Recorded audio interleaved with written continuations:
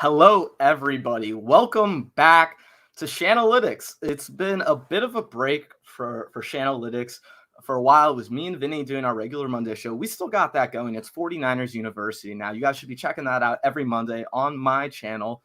But now, from now through the offseason, I'm going to be doing regular shows too on Shanalytics. And I'm going to have great guests today, like I have Rob Schuh. Rob, I had you on my show over the summer, and man, since then we were just talking about it. You've blown up. Your YouTube channel is doing amazing. For anyone who's watching right now, if you don't know who Rob is, first of all, I don't know what you're doing here, because Rob is the best, and his content has been like incredible since you really launched your channel, man. So I just want to thank you so much for coming on, giving me some of your time. And before we get into everything, like being a little reflective, Rob, because I know there are some people who might be curious.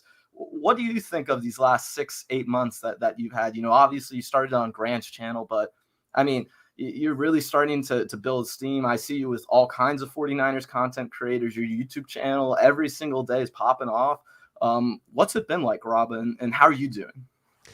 I'm doing okay, man. I appreciate you having me on. It's been a long time since we've done this. And you're right. It's been a hell of a journey since that point. When I look back at starting this channel, I mean, I put out a couple of what I thought to be funnier videos initially that came out that, you know, just sort of showed my creative side. And then through my experience with Grant, realized that this was really a passion of mine. It overlaps with a skill set that I believe I have in the ability of public speaking, the gift of gab, that has benefited me in my career in many ways.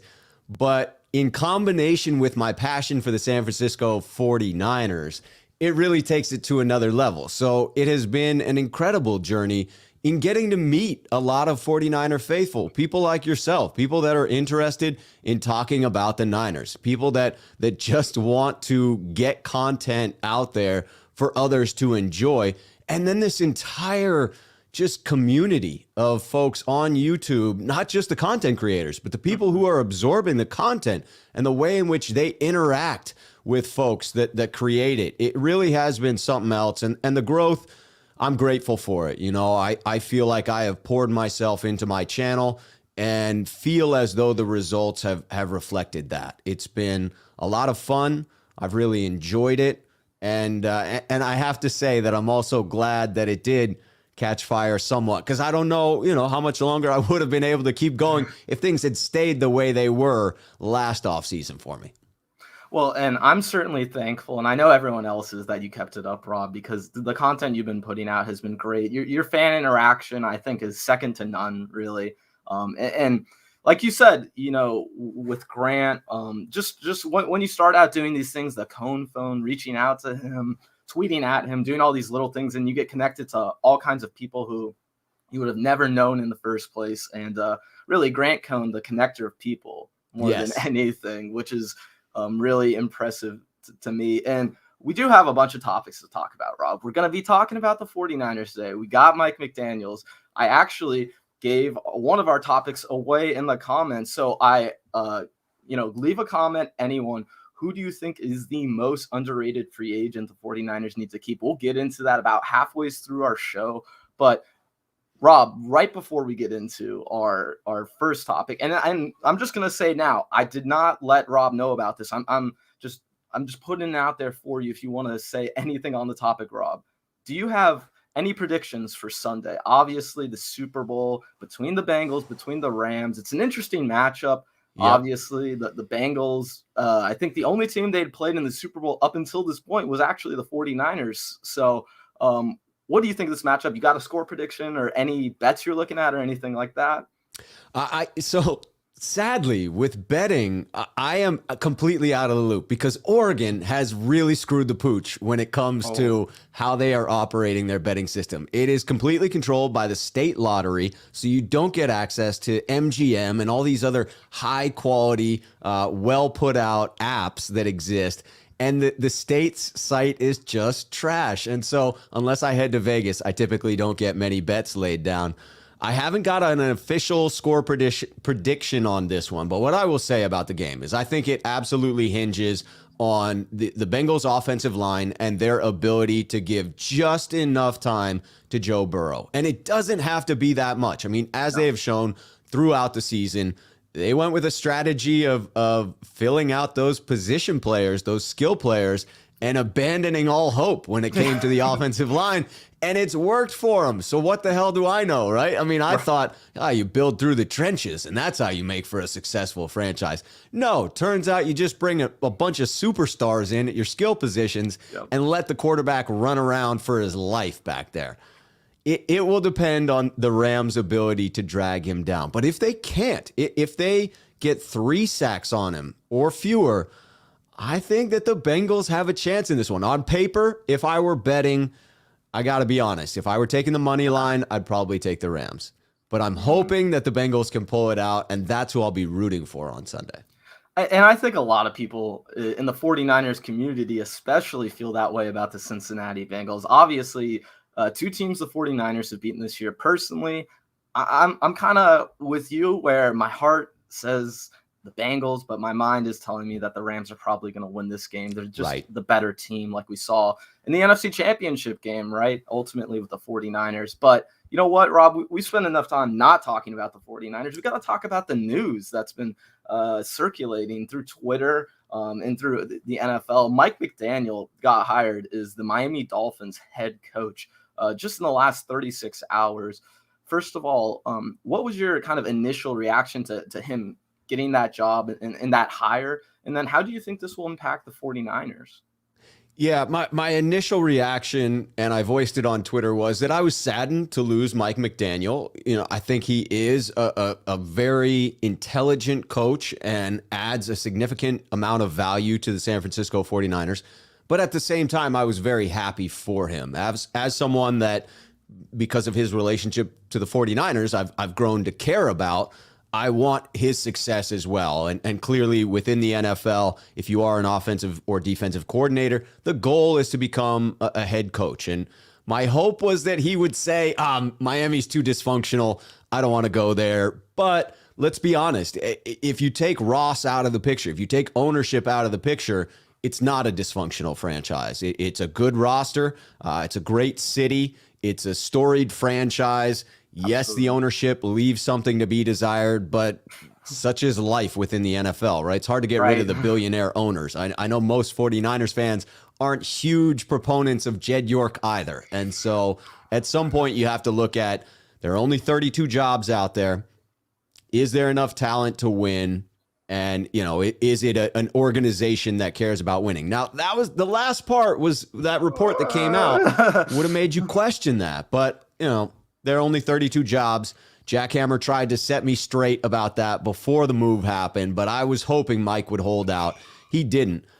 The effect for the San Francisco 49ers, I think, is minimized by the idea that this is Kyle Shanahan's offense, that it's going to have input from others, but the simple loss of Mike McDaniel, to me, doesn't fundamentally change who the 49ers are. And I think what people will be kind of most interested in terms of schematically the changes for the 49ers next year is how much does that motion change, that run game? How different does it look? Because I think some have really started to give the impression that Mike McDaniel is a huge proponent of this run game, of building this run game and all the different things they do and the diversity that they present. And I think, Ekim pointed it out here in the comments, really, he had to leave for this job. Mike McDaniel, when you get an opportunity like that, especially with how young he is, I think the fact is that you just never know when these opportunities will come again, no matter how hot you are at a certain point in your career, especially for a guy like Mike McDaniel, who isn't a play caller, isn't necessarily responsible for a certain part of the team. Really, his promotion last season was in an effort to keep him away from going to the Miami Dolphins as their offensive coordinator. So, like you said, I'm very, very happy for Mike McDaniel. I think for the Dolphins, this is a good hire, especially considering they're keeping a lot of their defensive staff in place.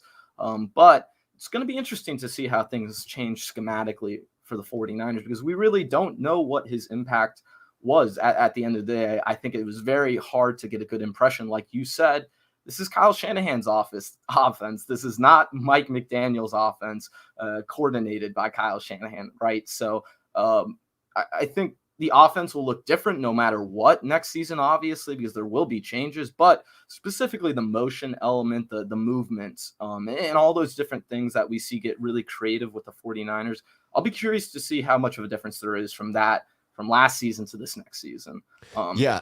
That will be something to monitor. And it's interesting to note that if you go back in Anthony Lynn's career, he's actually a big proponent of using motion as well. I think Absolutely. The intricacy of that motion may be lessened with the loss of Mike McDaniel. But I'm not so sure that the percentage of use of motion will actually go down. And so it will be something to monitor for sure. I think, to me, I'm most fascinated to see what elements we see in Miami, right? That will give us the most complete picture of what Mike McDaniel added to the San Francisco 49ers, is now looking at the delta, looking at the difference between the two. Miami is going to take a huge step forward in some way, or a huge step, I should say. Whether it will be forward or backward remains to be seen.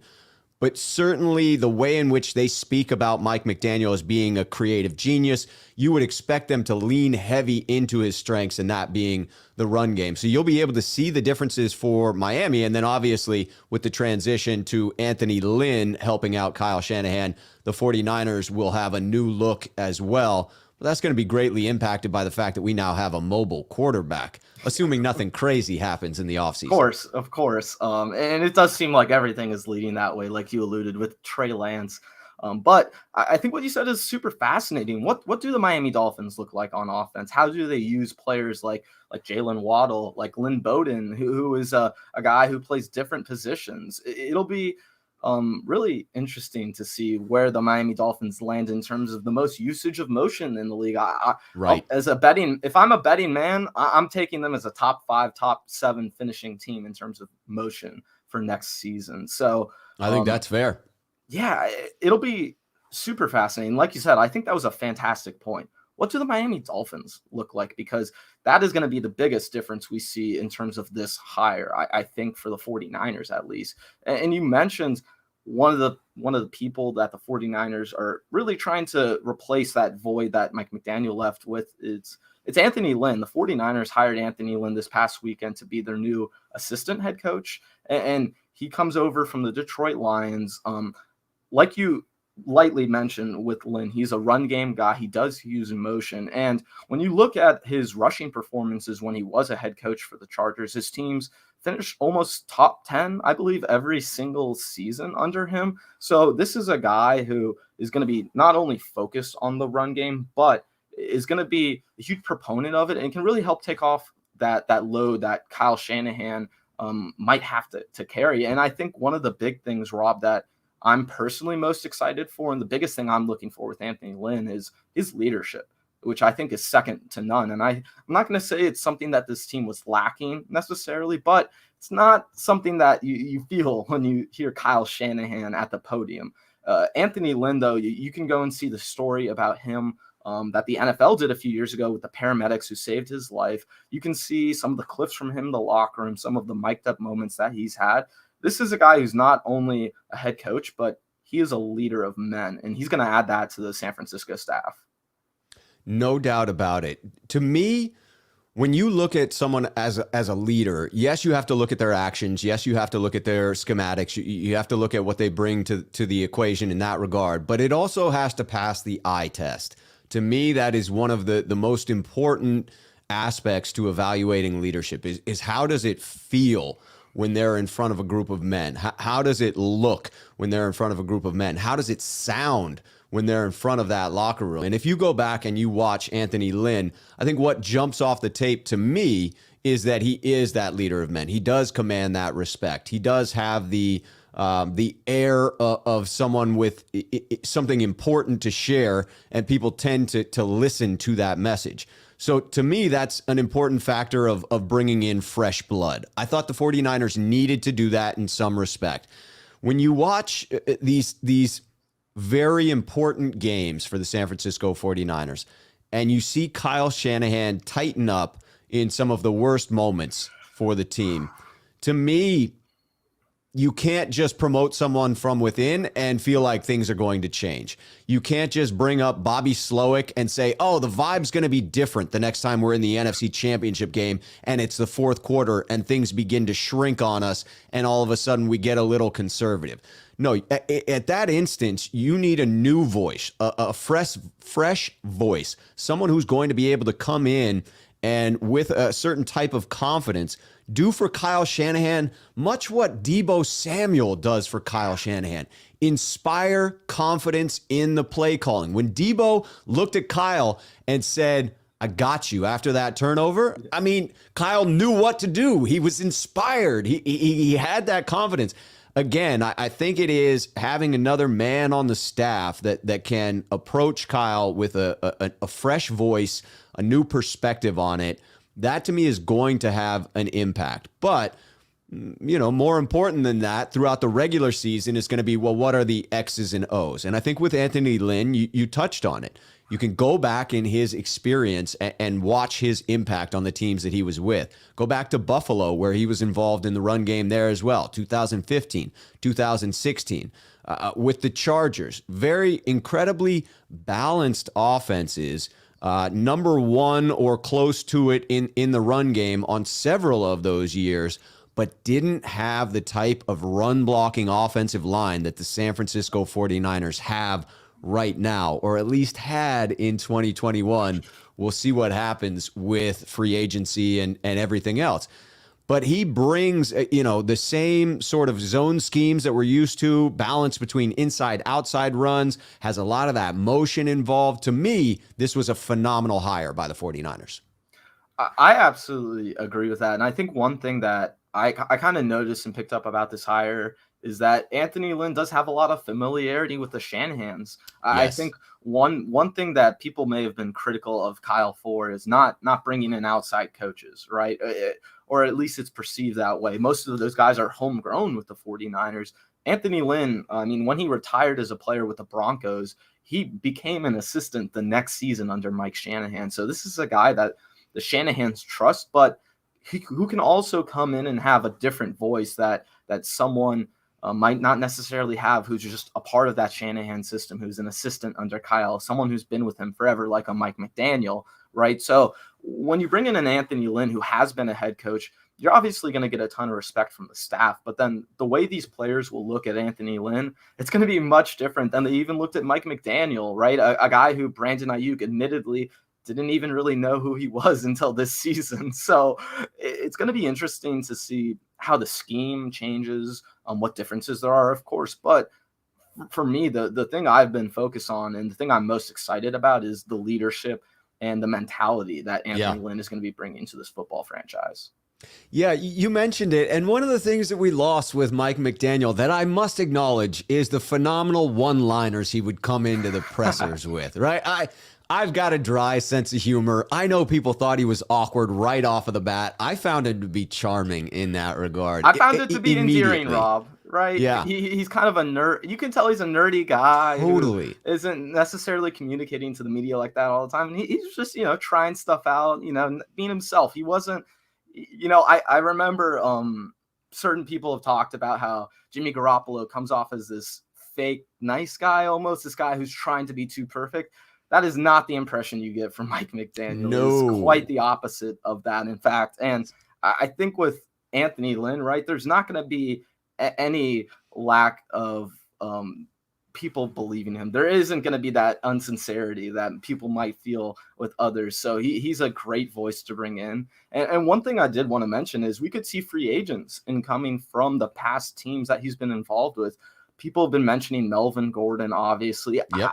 I'm not so sure about that route just because the 49ers still have Trey Sermon in the building, right, who's very similar to that kind of player, who they obviously spent high draft capital on. But One player, I just want to note this now, and I'm calling this way before everyone else does. I haven't seen anyone talk about it. This is my own original research. I like it. Evan Brown, the center for the Detroit Lions this past season, replaced Frank Ragnow when he went down. He was an undrafted free agent. He's 25 years old.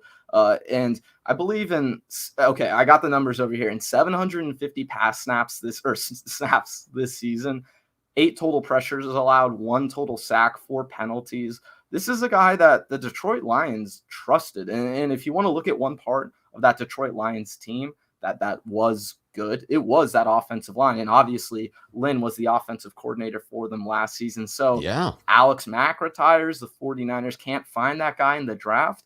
That's an underrated free agent who they wouldn't have to spend a lot of money on. And it'd certainly be one of those spots that they could look to go after.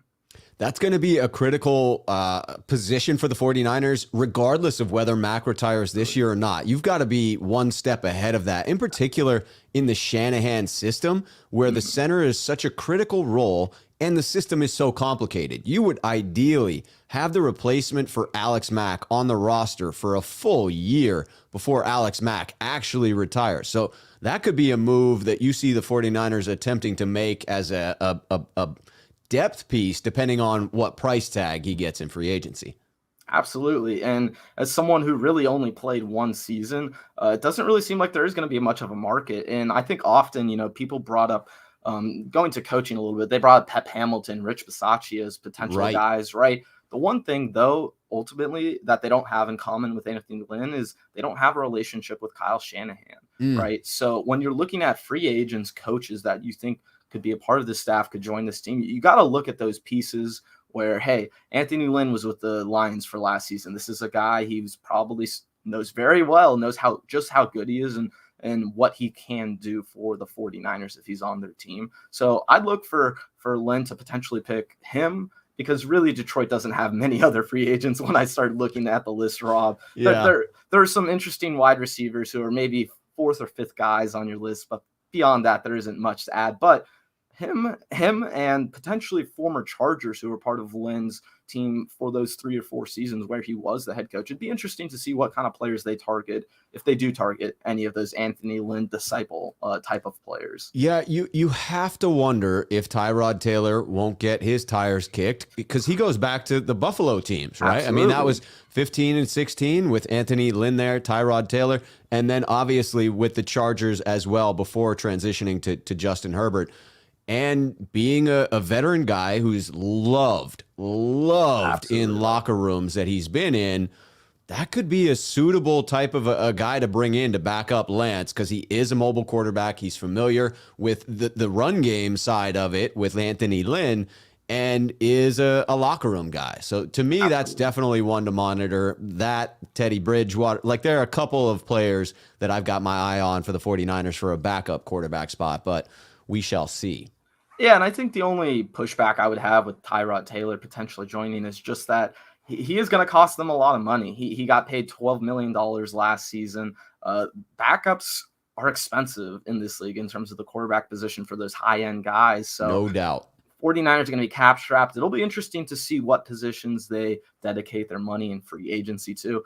And quite honestly, they're going to have to look a lot at their own free agents before they try and explore the market, because really a lot of what they're doing depends on what happens with their own players. And just looking in the comments really quick, this is another name that I saw Bay Area Baller just mentioned. Justin Jackson, the backup running back for the Chargers, was excellent when Austin Eckler was out. And I see E. Kim as well, the Boston College center, is a really good prospect as well. I've seen him in a few mock drafts for the 49ers. And you know what? I see another comment from E. Kim. I'm right there with him, Rob. There are certain positions with the 49ers where interior defensive line, running back, they just don't need to spend the capital that they usually do on these positions, right? You think about Trey Sermon, you think about Javon Kinlaw. Those are 2 very unnecessary picks for the 49ers. So moving forward, I think they got to be a little smarter with how they allocate draft capital. But overall, I think Niners Nation pointed this out in a great tweet today, looking at the last couple of drafts. You can point to 3 starters from each of the last 3 drafts for the 49ers that are impact players. And when you look across the league, that isn't the case with every single team. So I think, it's a give and take, right? With the draft, there are things to obviously complain about. Your second round pick, not even playing at all last season, but you look at guys like Ambry Thomas, you look at Elijah Mitchell, Juwan Jennings, players like that. It's really what makes the 49ers roster at the end of the day. I agree. And I think you could look at any team's drafts and point to misses and hits, right? It is a gamble. You're going to hit on some, you're going to miss on some. We hyper focus on them for the San Francisco 49ers Right. because as Niner faithful, that's what we obsess over day in, day out. And yet, I think when you look at the entire picture and realize that it's really an incomplete for draft class, anytime in the last year or two, you really have to wait that third season to see who emerges. I mean, look at Juwan Jennings emerging this year, right? People had written him off in seasons prior. Certainly people have written off Aaron Banks already. That seems a little bit premature given that he really hasn't played yet. Just a little premature, right? He hasn't played like any snaps in the NFL yet. He's a bust, right? It's just how things go sometimes with fans. But Rob, we were discussing, the draft, potential free agents. First things first, though, with the 49ers, they got to look inside the building, all the guys that they could potentially be losing this offseason in free agency. Mike McDaniel is getting hired. Certainly, he could lure over some of those players. But for you, Rob, if you're going to select one player from this free agent class for the 49ers, one guy who they have to keep over everyone else, who's the number one priority, who's that going to be for you? Dude, I'm looking at this list right now, and it's just impressively long, right? Yes. I mean, give me 15 seconds. Laken Tomlinson, Jason Verrett, Raheem Mostert, DJ Jones, Arden Key, Jaquaski Tartt, K'Wan Williams, Marcel Harris, Jordan Willis, Jeff Wilson Jr., Ross Dwelly, Trent. That's half the list right there. Yes. Just half. So it's hard to pick one, but because I have the visual aid here, I have to go with the Niners attempting to keep the number one rushing defense in the league, and that starts with DJ Jones. DJ Jones has to be the priority for the San Francisco 49ers, because I'll tell you what, I'm hopeful that Javon Kinlaw becomes a better version of himself after the degenerative knee condition has been dealt with. That's fingers crossed that it's past tense, been dealt with in this offseason surgery that he had, or midseason surgery that he had, and the recovery that will follow. But I don't know that you can count on that. And so to then go back to Kinlaw and Eric Armstead on the interior and allow DJ Jones to walk seems like a huge mistake in my book. So I would prioritize DJ Jones because he is an interior lineman. He is a run defender first and foremost, and therefore shouldn't garner too crazy of a wage. I think he will be affordable, somewhere in that $5 million range for the San Francisco 49ers. I would target him. If I had to go with him as my 1A, my 1B would be Laken Tomlinson. To me, it's all about the trenches. That's what the 49ers have focused on. So it's neck and neck, but I have the visual aid for DJ Jones, so I have to go that route. Well, and I can't blame you. And I do hate to disagree with you, Rob, because you're such a likable guy. But I think it is Laken Tomlinson. I think it is Laken, because when you think about what's been going on for the 49ers, their ability to develop that defensive line room and that ability to just churn out players year after year, no matter who it is, undrafted guys, 6th round picks, 7th round picks, 5th round picks.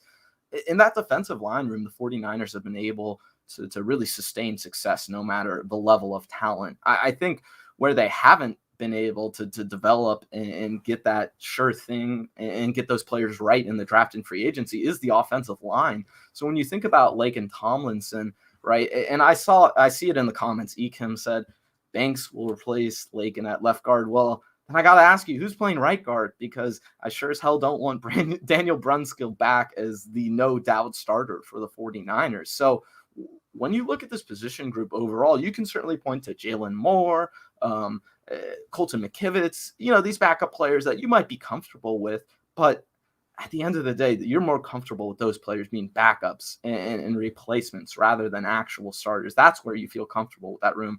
Losing a guy like Laken Tomlinson for me would just be the ultimate domino effect, where they lose Laken Tomlinson. You have to decide which guard spot to put Aaron Banks. Now you have to either bring back Brunskill and or bring in another player to replace that spot. And then, hey, what happens at the center position? Because if the center position isn't solidified, then you have a new starting left guard, a new starting right guard, and Mike McGlinchey is still coming back from injury. That's a spot where, you have Trey Lance, you have him his first season starting. I think, to me, if I could prioritize anything, it'd be the offensive line this offseason for the 49ers. I think it is because when you look at their other position groups, they're just able to produce at a rate that other teams around the league aren't able to produce. And that's just not the case with the 49ers offensive line room. If anything, they're below average in that sense. So I think keeping Laken Tomlinson, even if you have to splash the cash for a guy like that, to me, having a guy who hasn't missed a game in 7 years, it's so invaluable to your team. Not only that, but I think he's a really underrated kind of vocal leader on this team. When you look at the interactions he has with the other offensive linemen on the sideline, specifically, I remember there were Trent Williams videos of him and Trent Williams towards the end of the season, especially going into the playoffs, just how much chemistry they had, how much they played off each other. This is a guy who I want him to be a part of this room for a long time and be there for Trey Lance, because I remember specifically in his exit meeting just how glowingly he talked about a guy like Trey Lance, how much he sounded like he wanted to play with him. I think got to have the right support system around Lance, and I would rather sacrifice DJ Jones than the integrity of the 49ers offensive line. Yeah, the only pushback I have on that is that with his potential salary, you're not just axing DJ Jones in that one, right? No, you're looking at probably $10 million a year for a guard, which is going to be steep for the San Francisco 49ers. Now, man, I wish you could tag guards, because that is really such a bummer. If you could tag Laken Tomlinson, he would be the prime tag candidate. But unfortunately, under the tag rules, you would have to tag him as a tackle. Right, so you'd be paying him $16 million minimum. It'd be amazing if they could get him, no doubt, at $8 or $9 million per year. But like you said, Rob, unfortunately, they're gonna have to overpay one way or the other. I see Swan Song saying 12 to 15. I don't know if it's quite that range. That's very steep. And if it's that for the 49ers, I don't think they bite. That would be way out of the Niners' price range. I think they max out at 10. And don't get me wrong, like I said, Laken Tomlinson is a priority for me. I absolutely agree. I think the points that you make that are most concrete to me are the Niners' but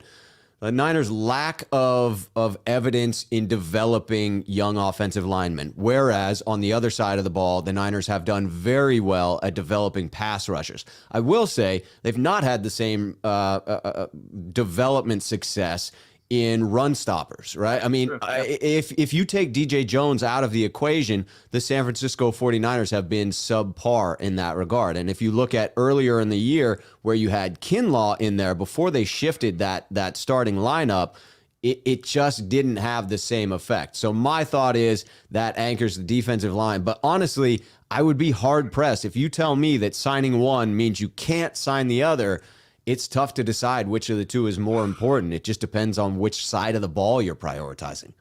Really, I think the price tag is going to make the difference for the 49ers with those two players. If you have to pay over $5 or $6 million for TJ Jones per season, gets a little out of your price range, right? Like in Tomlinson, same thing. If the Miami Dolphins say, hey, we need help, we'll pay you $11 million a year, $12 million a year, that just might be a little outside of the 49ers' comfort zone. I think no matter what, Rob, we would love for them to keep both of these guys, but yes, at the end of the day, they have to do what they can to keep one or the other. And it might have to come to that decision, but really, if you lose both of those guys, that is bad news for the 49ers.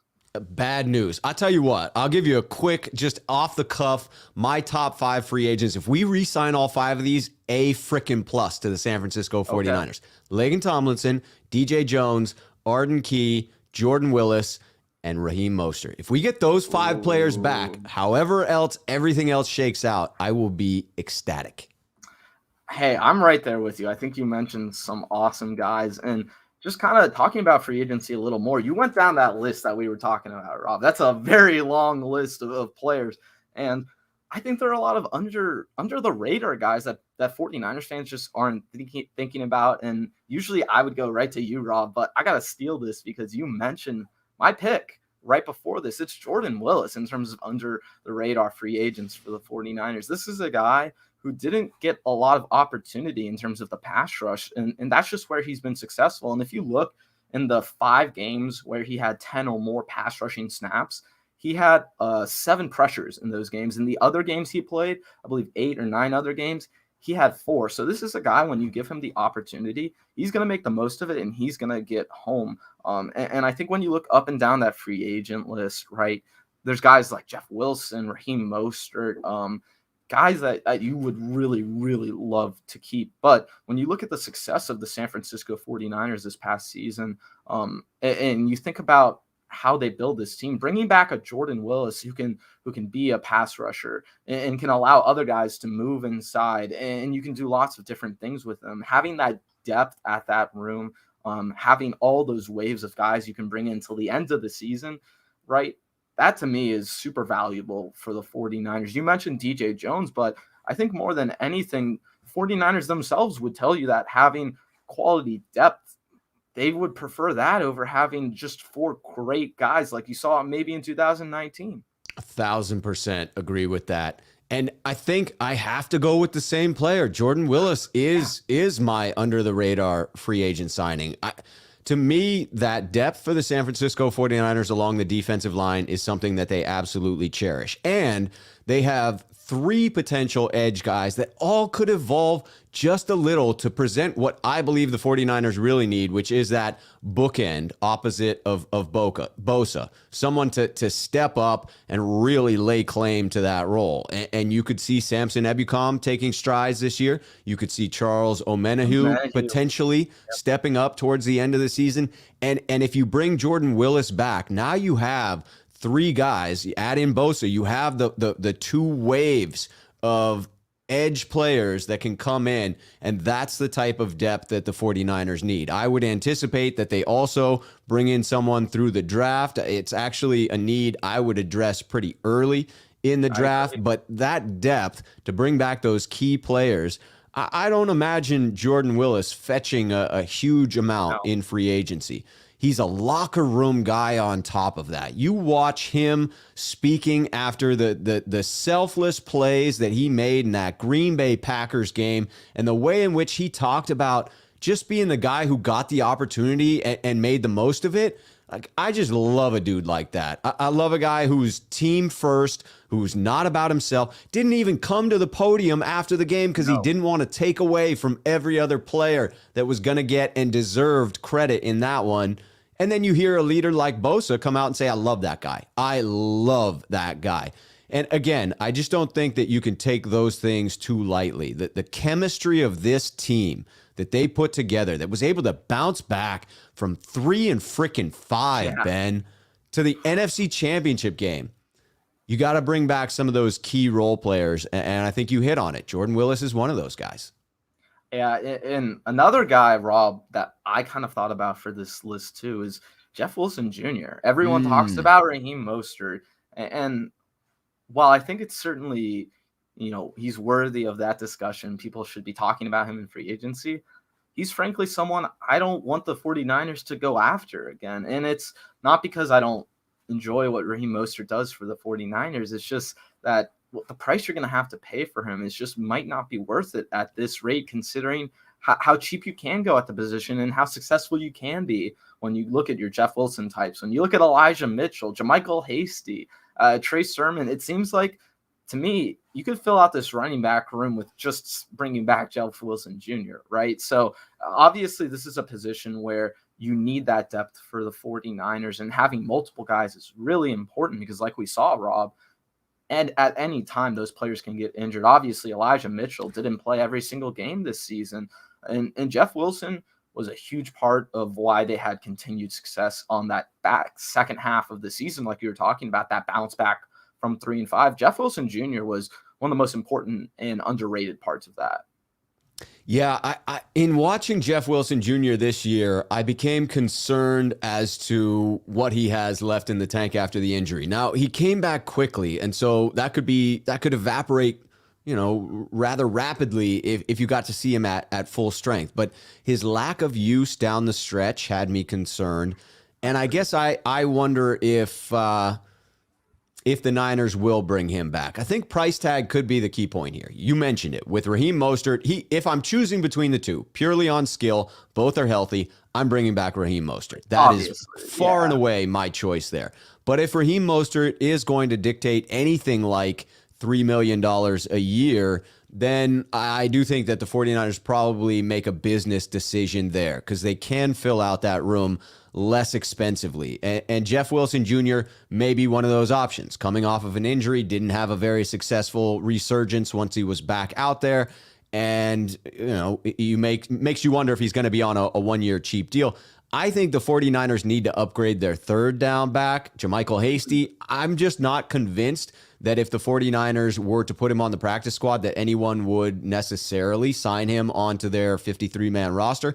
To me, bringing back Raheem Mostert in a limited usage role where he's not the lead back, where he is limited on number of carries, he instantly becomes the third down back as well and upgrades the 49ers in several respects. I just have never seen someone execute the zone read runs, the zone runs in the Shanahan offense with the vision that Raheem Mostert has. And I equated it to his vision as a surfer, being able to see the tube, right? Being able to just get that tunnel vision where he understands the hole in the defense. He hits them like nobody else. And yes, his running style is upright and very fast, and that leads to very violent collisions and, hard cuts on his knees. So the injury concern is real. But man, when he's healthy, he's like a fine Italian sports car. There's nothing better. No, you're absolutely right. When Raheem Mostert is rolling and he's healthy, there is no one better recently for that system. And one guy, you mentioned third down backs. I want to go back to the comments. Someone we talked about, Justin Jackson. You want to talk about a third down, a good change of pace back, someone who can come in when Elijah Mitchell has injuries, or if you want to take the load off of him. And listen, this is going to be a run-heavy team. I think people have this idea that Trey Lance, he's going to open up the passing offense. Well, I think there's some truth to that. In terms of the percentage of run to pass, I don't think things are changing much for the 49ers. So adding the quality depth, imagine replacing, keeping this current room they have now, right? Let's say it's Elijah Mitchell, Trey Sermon. You have JaMycal Hasty as your fourth guy. You add Justin Jackson as that change of pace back, that guy who you can rely on. If Elijah Mitchell has too much wear on those knees, if you want to give him more rest during a game, he is an excellent choice for that spot. Yes, I love the Justin Jackson call out by Bay Area Baller here. And he reminds me a bit of Jeff Wilson Jr. in my humble opinion.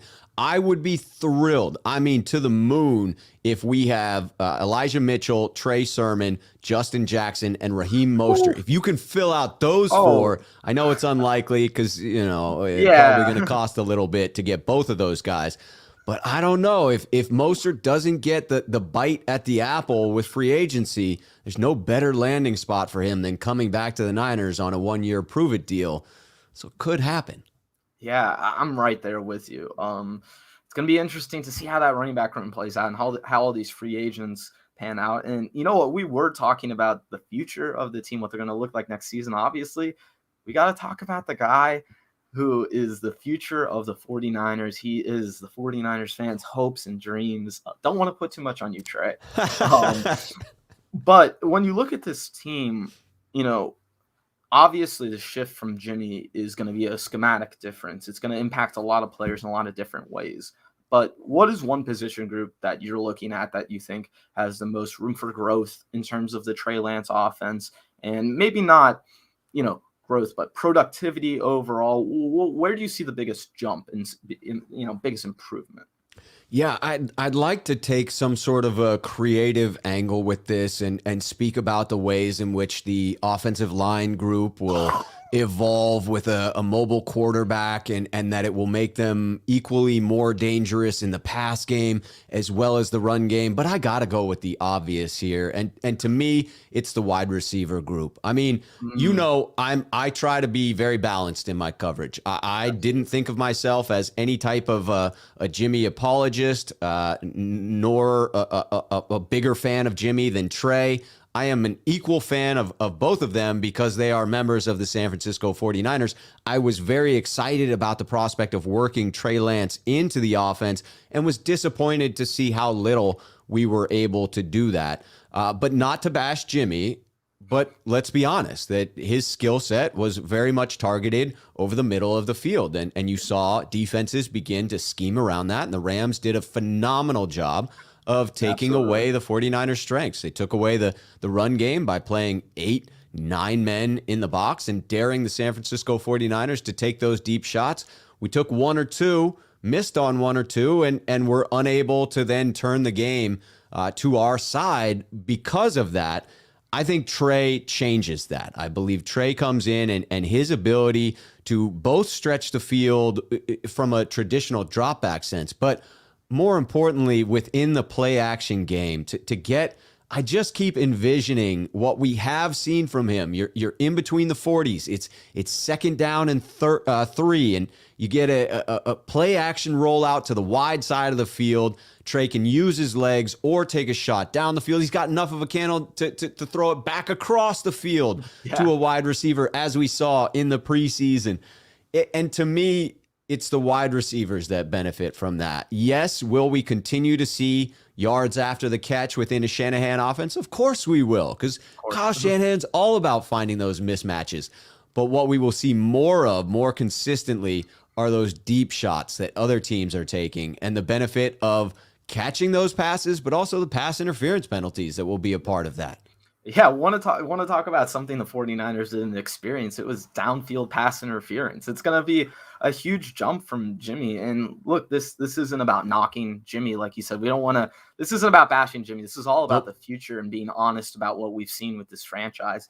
And I think two players who I really believe are going to elevate themselves because of this move are Deebo Samuel and Brandon Ayuk, two guys who just had a limited route tree with Jimmy Garoppolo, frankly, right? Guys who couldn't exploit the full arsenal of what they do at the receiver position. Look, think about the go route, right? That we saw Jimmy Garoppolo, the first one he may have thrown in years to Brandon Ayuk. That's going to be changing. Rob, I think about that Houston Texans game specifically, the go route to Brandon Ayuk in the back of the end zone that he almost got, that he almost had, he should have had. Just all the different things that Trey Lance is going to be doing in terms of changing the geometry of the 49ers offense. It's fascinating. And I think it's going to be a huge reason why 49ers fans should be confident and optimistic about the future with Trey Lance. And you kind of tipped it off at the beginning, Rob. You said you didn't want to go this route, but for me, the thing I think will benefit the most from the move to Trey Lance, the position group that will raise themselves to a new level, is that offensive line.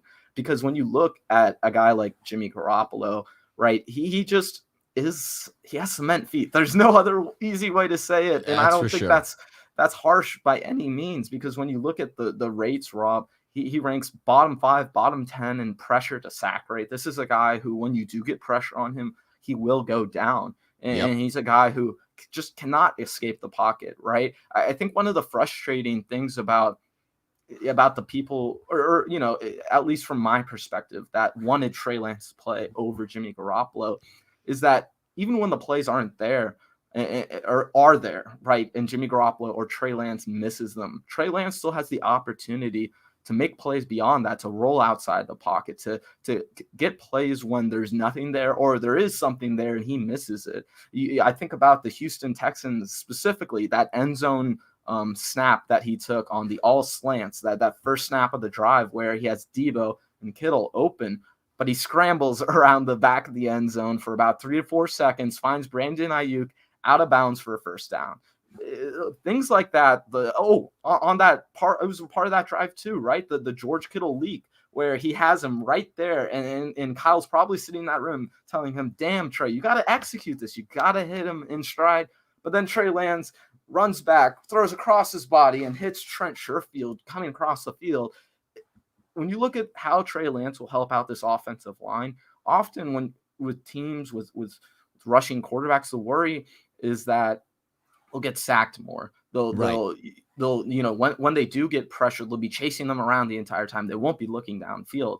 That's just not the case with Trey Lance. If you look at his pressure to sack percentage drop, he actually ranked first among starting quarterbacks, tied with Josh Allen in terms of pressure to sack percentage. So this is a guy who this season alone, right, was escaping in the same sort of rate, the same sort of way that Josh Allen was. And you're certainly not trying to compare the two, but No. if he can have that ability to extend as well as Josh Allen does, create as much opportunity beyond the initial play, that's going to help out the offensive line so much. And then we didn't even talk about the run game too, how much this is going to help out the run game, how much this is going to help out this offensive line where, we saw at times the offensive line struggled with kind of that move to Trey Lance. Things didn't look perfect. Now, when you have an entire offseason where Trey Lance is the no doubt starter, he is the guy that you are designing your entire scheme around. He is the person who you're focusing your offense on. You can really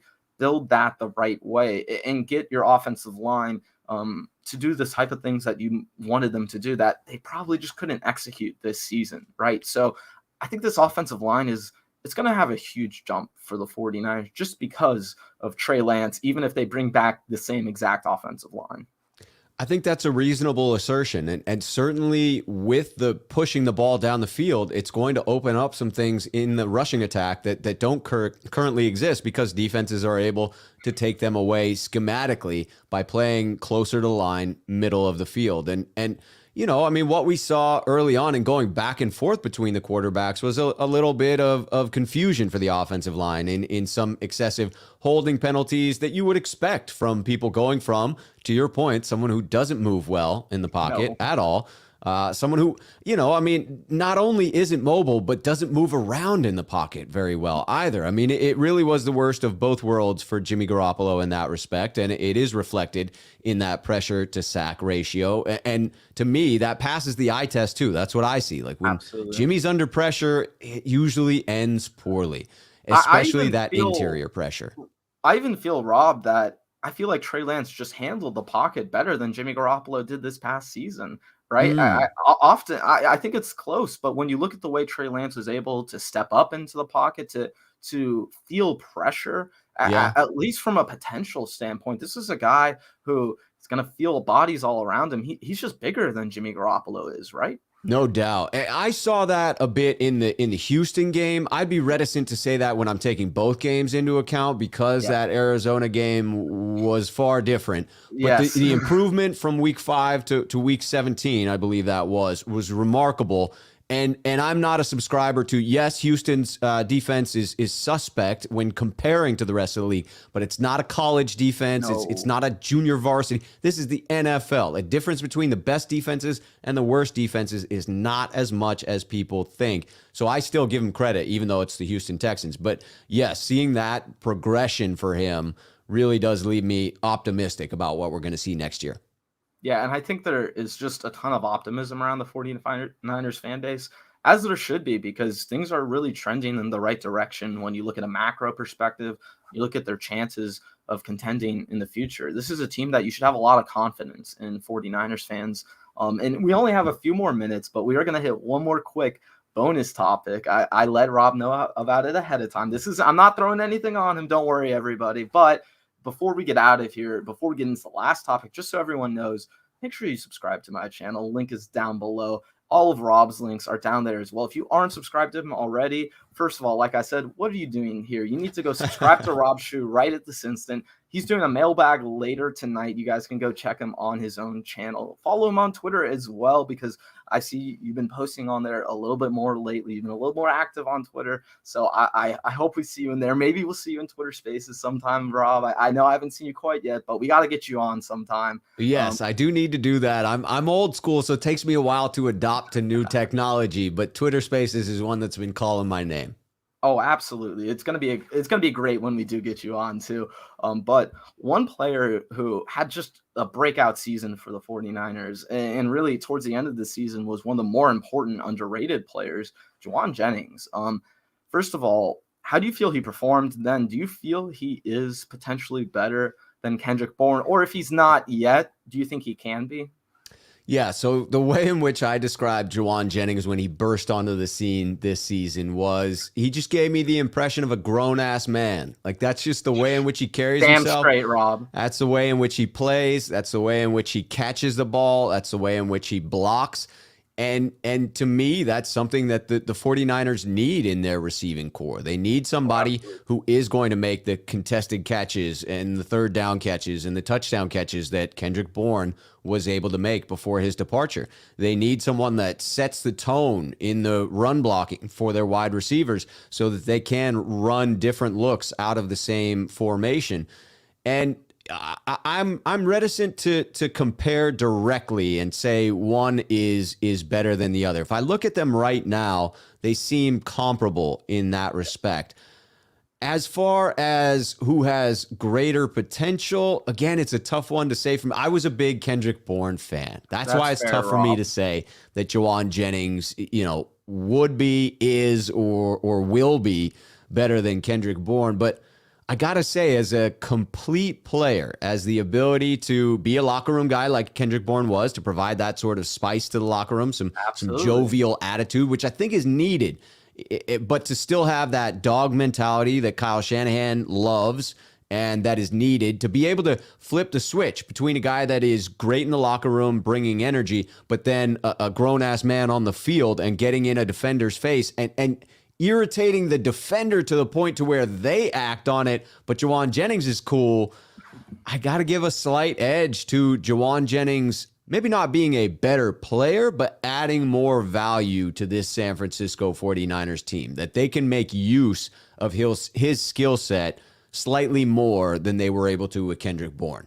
I think you nailed that, Rob. Really, with a guy like Jennings, he has a lot of the same role as Bourne, but I don't think you could argue quite yet that he is better than Bourne, although he does fill that void that Bourne left behind, right? I think for a guy like him moving forward, he's got to get more involved in the entire passing offense. The hope is with Trey Lance, you do more heavy receiver sets, you get a little more creative with that, whereas you just wouldn't do that with a guy like Jimmy Garoppolo. So with Jennings, yeah, he certainly fills that void, that receiving void that Bourne had. He might not be quite the player, maybe a slight step down, but like you mentioned, the run blocking, it's just magnificent. In fact, I think he was the second highest graded run blocking receiver in the league this season. So this is a guy who the numbers bear it out. He is imposing on defenses, and he was a large part of the reason that the 49ers were so successful running the ball this season, right? He's a guy who just was so integral to their success. Like you mentioned, Rob, he might not be better than Kendrick Bourne right now, but he was so much more important this past season than Kendrick Bourne may have been any season for the 49ers. Yeah, I'd be shocked if the 49ers, at the cost-controlled level that he's going to be back, all 5 of the exclusive rights free agents should be back. I'd be absolutely shocked if the Niners didn't look to extend him beyond that, because I think he does add value as that third wide receiver option. Of course. And he's a player that they have to figure out how to bring him back, like you said. And if you can get him back for even longer than just that exclusive rights, 1 year sort of deal that we see, that'd be a smart move right now, especially you see him getting better every season. That's a guy you want to lock in now. You don't want to have to figure out how good he is in the future. You get him locked in now. And Rob, I'm so appreciative of your time today. This was so much fun for me. I hope it was fun for you as well. Absolutely. And I hope the people enjoyed this show. Again, subscribe if you haven't already. Check all of the description, the links in the description below. All of Rob's stuff is there. And if you enjoy this background, go follow Mr. Roscoe's on Twitter, because he's the one who made it. I dropped his link down there as well. I'll be back next week, everyone, with Vinny, Monday, Tuesday. I actually have Coach Noah Johnston at the same time, 6 p.m. Eastern. Make sure you show up for that. And for everyone watching right now, head over to Rob Schuh's channel in a few hours when he's doing 49ers mailbag. What time is that again, Rob? Just 5 p.m. 1 hour from now. 5 p.m. 1 hour from now. And I got to let Rob go prep, because he certainly has a great show ahead of him, and he makes high quality content, and I know I'll enjoy it. So I encourage everyone to go watch it. And until the next time, I'll see you then. Peace out, everyone. Enjoy the Super Bowl, have fun, but not too much fun this weekend. But I'll be back Monday. If anyone wants updates, go make sure you follow me on Twitter if you haven't already. Everything will be there. Scheduling updates, new all 49ers articles, which are coming, I promise. Be on the lookout. So thanks again, everybody. Thank you, Rob. And until next time, I'll see you guys then. Cheers.